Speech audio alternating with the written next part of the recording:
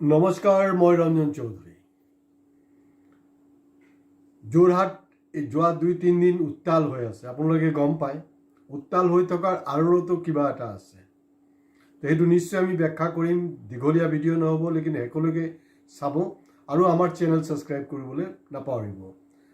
মই কাৰো কোনো সুৰক্ষা লোৱা নাই, বিনা সুৰক্ষাত এই কথাবিলাক কৈ আছোঁ।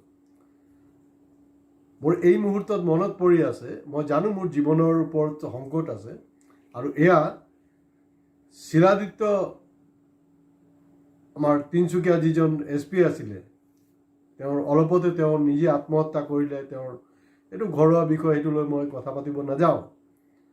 কিন্তু এই শিলাদিত্য চেতিয়া ডাঙৰীয়া মোক ছিকিউৰিটিৰ কথা কৈছিলে যে দাদা, আপোনাৰ কাৰণে ছিকিউৰিটিৰ আমি ব্যৱস্থা কৰি আছোঁ, আপুনি ছিকিউৰিটি আপুনি কি কৰিব লাগিব কৈছে না, 2জন চিপাহী থাকিব।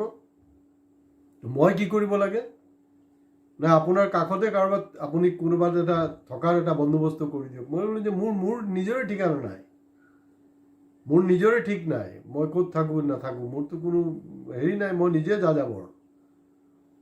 তো তাহাঁতক থ'ম কেনেকৈ? আচ্ছা ঠিক আছে বাৰু, থ'লোঁ বাৰু।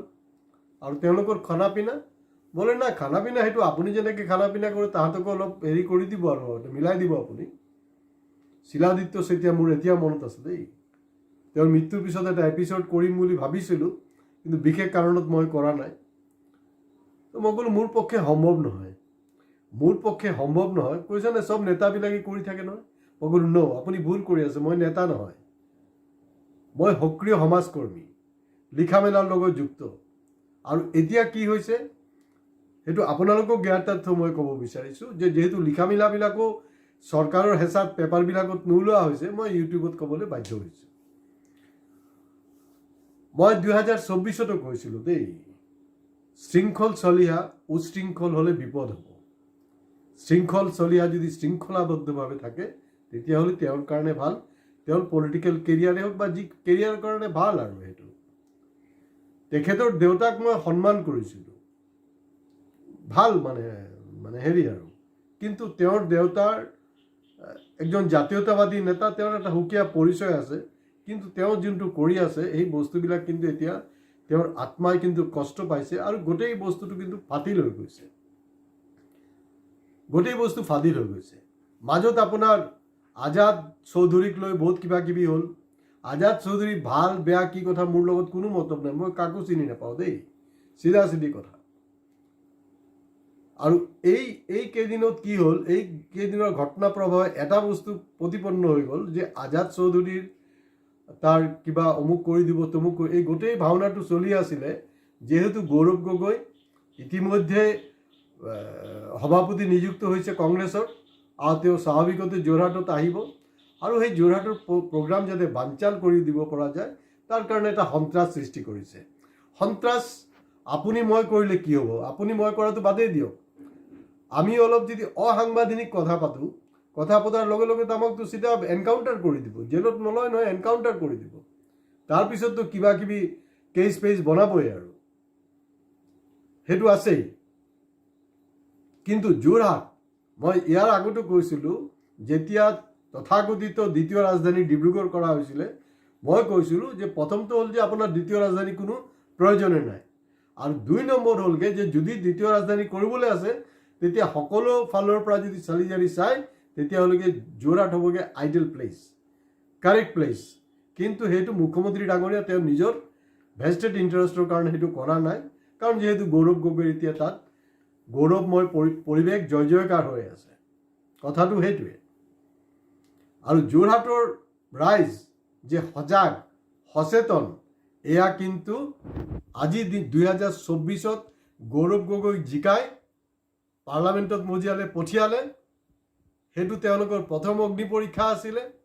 আৰু 31 মে দ্বিতীয় অগ্নি পৰীক্ষা আছিলে, সেইটোতো কিন্তু যোৰহাটৰ ৰাইজ উত্তীৰ্ণ হ'ল। আৰু শৃংখলৰ যি উচ্ছৃংখলতা, তাত কিন্তু জাতি ধৰ্ম বৰ্ণ নিৰ্বিশেষে যোৰহাটৰ ৰাইজে কিন্তু সেইটো প্ৰত্যাখ্যান কৰিলে, পাত্তাই নাপালে। 5,000 মানুহ লৈ যাব, 5,000 মানুহ ক'ত কিমান হ'ল? আজি 31 তাৰিখে কিমান মানুহ গোট খালে? আৰু তেওঁ যে খুব বাংলাদেশী বহিৰাগতৰ কথা পাতি থাকে, তেওঁৰ আজিৰ যোনটো প্ৰগ্ৰামত যি মানুহবিলাক আছিলে চব কি যোৰহাটৰ আছিলে নে? তাৰ পৰা আমি যোনটো খবৰ পাইছোঁ যে তাতো বোলে বহুত বহিৰাগত ল'ৰা কানি সোমোৱা হৈছে। বহিৰাগত মানে হেৰি নহয়, আকৌ মই বাংলাদেশী বুলি ক'ব বুজা নাই, বহিৰাগত এইটো আমাৰ এই মানে অসমৰ লেংগুৱেজ যদি বহিৰাগত, আপুনি মোৰ চহৰৰ নহ'লে আপুনি বহিৰাগত। কাৰণ আমি দেখিছোঁ যেতিয়া মানে এছেম্বলিত আপুনি কণ্টেষ্ট কৰিবলৈ যায়, যদি বেলেগ কনষ্টিটুৱেঞ্চিৰ মানুহ ইয়াত লৈ আহে তেতিয়াহ'লে কিন্তু বহিৰাগত প্ৰাৰ্থীক আমি ভোট নিদিওঁ, অমুক তমুক বহুত কিবা কিবি বিপ্লৱ হৈ থাকে। তো গতিকে যোৰহাটৰ ৰাইজ এই বস্তুটোৰ উত্তৰ দিলে। আৰু আজাদ চৌধুৰী সম্পৰ্কে কৈছিলে তেখেতে, কাৰণ আজাদ চৌধুৰী যদি বাংলাদেশী হয়, যদি ফৰেনাৰ হয়, তেওঁকতো এক মুহূৰ্তৰ কাৰণে ইয়াত ৰখাৰ কথা নহয়। তেওঁৰ কাৰণে এইটো ছিষ্টেম আছে, ছিষ্টেম মতে তেওঁলোকক পঠাই দিলে হ'ল। বিজেপি কিয় বিপাঙত পৰিছে? কাৰণ 19 লাখ মানুহ NRCত আহি গৈছিলে, মানে তেওঁলোকৰ হেৰি নাছিলে। তো তাত ডাউট হৈছিলে যে নাই এইবিলাক চব মানে কিজানি মুছলমানে ওলাব, কিন্তু উল্টা হৈ গ'ল খেলটো। 16 লাখতকৈ বেছি ওলালে আপোনাৰ হিন্দু বঙালী। তো গতিকে হিন্দু বাঙালীকতো খোচামত কৰিব লাগিব, সেইটো কাৰণে তেওঁলোকে এইটো কৰিব পৰা হৈছে। তেওঁ যে হেংদাং লৈ ঘূৰি থাকে, মই হেৰি কৰোঁ, কি বুলি কয়, মই টেক্স লওঁ, এই যে কথা বতৰাবিলাক কৈ থাকে মুখ্যমন্ত্ৰী ডাঙৰীয়া ডেফিনেটলি। আৰু আজি কি হ'ল, মানে কেদাৰ খানে কৈছিলে যে মানে দালালি কৰোঁ লেকিন ইমানদাৰী চে দালালি কৰোঁ। তেওঁ যে ইমানদাৰ দালাল নহয়, আজি কিন্তু গুৱাহাটী নহয় গোটেই অসমৰ ৰাইজে কিন্তু এইটো স্পষ্ট হৈ গ'ল যে তেওঁ শৃংখল চালিয়া কাৰ হৈ দালালি কৰি আছে। এইটো একেবাৰে কেটাগৰিকেলি স্পষ্ট হৈ গৈছে। আৰু একজন দেখিছোঁ মই যোৰহাটৰে, খুব সম্ভৱ তেওঁ এডভকেট, নিজকে এডভকেট বুলি কৈছে, কিন্তু মই বেলেগ চ'ৰ্চৰ পৰা গম পালোঁ তেওঁ কংগ্ৰেছৰ মানুহ, তেওঁ কংগ্ৰেছৰ স্প'ক্স পাৰ্চন। সঁচা মিছা নাজানো, তেওঁ এডভকেট বুলি কৈছে, ঠিকে আছে বাৰু, এডভকেট, কিন্তু তেওঁ লগত ক'ব লাগে, ইমান ভয় কেলে? ক'ব লাগে যে মই কংগ্ৰেছৰ স্প'ক্স পাৰ্চন হয়,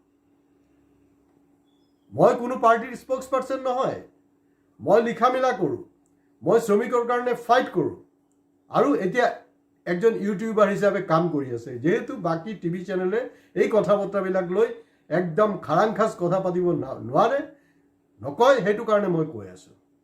আৰু আজাদ চৌধুৰীৰ তাত বুলডোজাৰ চলাব লাগিব বুলি কৈছিলে যে, ক'ত শৃংখলৰ যে ইমান যে বাহিনী আছিলে লৈ তাত যোৱা নাই কেলে? তাত যদি ইমানেই দম আছে, মানে চৰকাৰৰো ছাপোৰ্ট আছে, কিন্তু তাৰ যোৰহাটৰ হিন্দু, মুছলমান, খ্ৰীষ্টান, বঙালী, অসমীয়া, মাৰোৱাৰী, বিহাৰী যি আছে চবে কিন্তু তাৰ বিৰুদ্ধে ঐক্যবদ্ধভাৱে থিয় দিলে। আৰু আজি 31 তাৰিখে কোনো ধৰণৰ অপ্ৰীতিকৰ এটা পৰিস্থিতি সৃষ্টি হ'ব পৰা নাই। আৰু মই আপোনালোকক কৈ থৈছোঁ দেই, মই মানে হেৰি নামানো, মানে কি বুলি কয় এইটো, আকৌ যে মানে মানুহে যে জন্ম লয়, দ্বিতীয়বাৰ তৃতীয়বাৰ যে জন্ম লয়, সেইবিলাকৰ ওপৰত বহুত ফিল্মো হৈছে। লাচিত বৰফুকন তেওঁ যদি আকৌ এবাৰ জন্ম লয় নহয়, মই আজিৰ দিনত কৈ আছোঁ দেই, ল'ব পাৰে।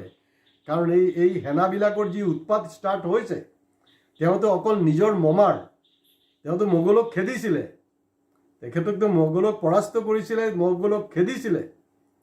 আৰু বাঘ হাজৰিকাৰ অস্তিত্ব নাইকিয়া কৰিব বিচাৰিছে চৰকাৰে। আৰু এই আমাৰ যে এই তথাকথিত যে সেনা ওলাইছে তাহাঁতিও কৈ আছে, ঠিক যেনেকৈ নেতাজী সুভাষৰ লগত মুছলমান সম্প্ৰদায়ৰ যথেষ্ট মানুহ লিডাৰশ্বিপত বা তেওঁৰ ফ'ৰ্চত, আজাদ হিন্দ ফ'ৰ্চত আছিলে, সেইটোক যেনেকৈ নৎসাত কৰিব বিচাৰিছে, এই ক্ষেত্ৰতো তেনেকৈ ছেইম কেমিষ্ট্ৰি হৈ আছে। গতিকে মই যোৱা বছৰো কৈছিলোঁ, আপুনি উশৃংখল নহ'ব, শৃংখলাবদ্ধ থাকক, তেতিয়াহ'লে কিন্তু আপোনাৰ এটা কেৰিয়াৰ বনিব। কিন্তু 31 তাৰিখে প্ৰমাণ কৰি দিলে যে আপুনি কাৰ মানুহ। আৰু যোৰহাটবাসীক মই চেলুট জনাইছোঁ যে আপোনালোক এই যে শৃংখলৰ যি উশৃংখলতাক যে আপোনালোকে নৎসাত কৰিলে আৰু অহা দিনতো কৰি থাকিব, সেইটো খুব জৰুৰী হয়। ইয়াত কংগ্ৰেছ, বিজেপি, এজিপিৰ কোনো কথা নহয়। যোৰহাটৰ যোনটো সাংস্কৃতিক ৰাজনৈতিক সচেতনতা, সেইটো কিন্তু দেখুৱালে। মই কেতিয়াবা কওঁ যে গুৱাহাটী হ'ব পাৰে কেপিটেল, কিন্তু গুৱাহাটীতকৈও কিন্তু যোৰহাটৰ ৰাজনৈতিক সচেতনতাটো বহু বেছি মানুহবিলাকৰ। এই যোৰহাট লোকসভা সমষ্টিতে কিন্তু এক সময়ত CPI দলৰ ধ্ৰুপদ বৰগোহাঁইক প্ৰায় 2 লক্ষ ভোট দিছিলে, তেতিয়া কংগ্ৰেছৰ ৰমৰমীয়া বজাৰ। তৎসত্ত্বেও গতিকে যোৰহাটৰ এটা বেলেগ হেৰি আছে, আৰু আজি তেওঁলোকৰ ঐক্যবদ্ধ প্ৰয়াসত এইটো হ'ব পৰা নাই। আৰু সেই যে আপোনাৰ যোনটো এৰিয়াৰ কথা কৈ আছিলে, আপোনাৰ বুলডোজাৰ চলাব, তেওঁ বিপ্লৱ ক'ত হ'ল? বিপ্লৱ অকল মিউনিচিপালিটিত গৈয়ে মেমৰেণ্ডাম দি সামৰণি মাৰিলে। যোনটো তেওঁ হুংকাৰ দিছিলে, হেংদাং লৈ বহুত কিবা কিবি কৈছিলে নহয়, যে তাত হেৰি কি ঢাকাই পট্টিত হেৰি কৰিব, ঢাকাই পট্টিত বুলডোজাৰ চলাব। ঢাকাই পট্টিত বুলডোজাৰ তাততো যোৱাই নাই, কাৰণ এইটো মুখ্যমন্ত্ৰীও জানে যে তাত যদি যায় তাক কিমা বনাই দিব, আৰু মুখ্যমন্ত্ৰীয়ে একোডাল কৰিব নোৱাৰে। গতিকে আজি ইমানতে শেষ কৰিছোঁ। গতিকে আমি ধৰ্ম জাতি সেইবিলাকক ভেদাভেদটো পাহৰি গৈ অসমৰ কেনেকৈ উন্নয়ন কৰিব পৰা যায় তাৰ কাৰণে আমি সকলোৱে ঐক্যবদ্ধভাৱে কাম কৰিব লাগে। আৰু পাৰ্টি যোনে হওক ভাল কেণ্ডিডেটক 2026ত মানে জিকোৱাটোৱে আমাৰ একজন সাধাৰণ নাগৰিক বা ভোটাৰ হিচাপে এইটোৱে কৰ্তব্য হোৱা উচিত।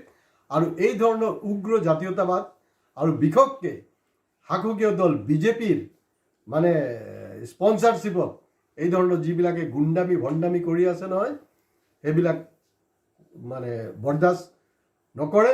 আৰু লাচিত বৰফুকনৰ পুনৰ যদি জন্ম হয়, পুনৰ জন্ম হ'লে কিন্তু তেওঁৰ একমাত্ৰ মমাক মানে কোবাইছিলেতো, এতিয়া কিন্তু এই গোটেই যিবিলাক ওলাই আছে নহয় গোটেইকেইটাক কোবাব। গতিকে সাৱধান, আপোনালোক বীৰ লাচিতৰ নাম লৈ ফাল্টু পলিটিক্স নকৰিব। আজি ইয়াতে শেষ কৰিছোঁ। নমস্কাৰ। ভিডিঅ' ভাল লাগিলে শ্বেয়াৰ কৰিব, কিন্তু ছাবস্ক্ৰাইব কৰিবলৈ নাপাহৰিব।